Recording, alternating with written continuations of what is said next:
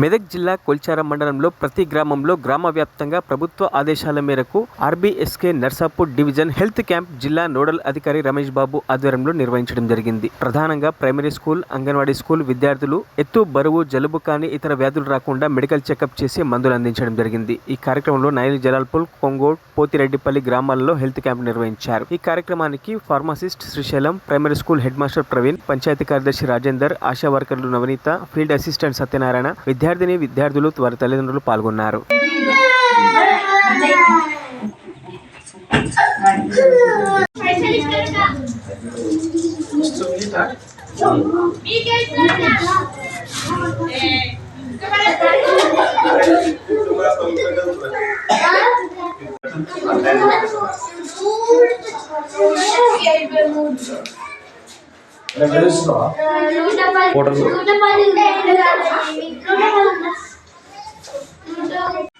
Krishna Bhoomesh